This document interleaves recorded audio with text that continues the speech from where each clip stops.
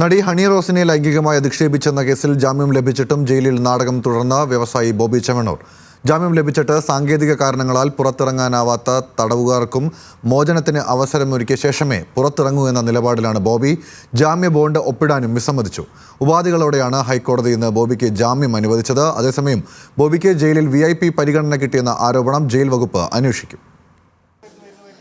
ഭാവിയിൽ മോശം പ്രയോഗങ്ങൾ ഉണ്ടാവില്ലെന്ന പ്രതിഭാഗത്തിന്റെ ഉറപ്പ് രേഖപ്പെടുത്തിയാണ് ബോബി ചെമ്മണ്ണൂരിന് ജസ്റ്റിസ് PV കുഞ്ഞികൃഷ്ണന്റെ ബെഞ്ച് ജാമ്യം നൽകിയത്.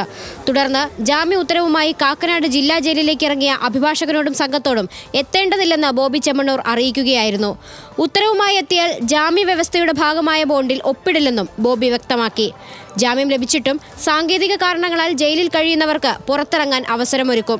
ഇതിനുശേഷമേ താൻ ജയിൽ മോചിതനാകൂവെന്ന നിലപാടിലാണ് ബോബി ചെമ്മണ്ണൂർ. തുടർന്നാണ് ജയിൽ മോചനം വീണ്ടും നീണ്ടത്. ബോബി പുറത്തിറങ്ങുമ്പോൾ സ്വീകരണം നൽകാനായി വലിയ ആൾക്കൂട്ടം ജയിലിന് പുറത്തെത്തിയിരുന്നു.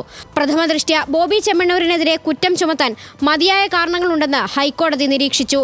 പരാതിക്കാരിക്കെതിരെ നടത്തിയ വാക്പ്രയോഗത്തിൽ ദ്വയാർത്ഥമുണ്ട്. നടിയായോ ഗായികയായോ സംഗീതജ്ഞയായോ കായിക പ്രൊഫഷണൽ മേഖലകളിലോ പരാതിക്കാരി പ്രശസ്തയല്ലെന്ന ജാമ്യ ഹർജിയിലെ പരാമർശത്തെയും കോടതി വിമർശിച്ചു. പരാതിക്കാരിക്ക് സമൂഹത്തിലുള്ള സ്ഥാനം സംബന്ധിച്ച് ഹർജിക്കാരൻ മറ്റുള്ളവരുടെ വക്കാലത്തെടുത്ത് സംസാരിക്കേണ്ടതില്ലെന്ന് കോടതി വ്യക്തമാക്കി. ബോഡി ഷെയ്മിംഗ് സമൂഹം അംഗീകരിക്കുന്നില്ല.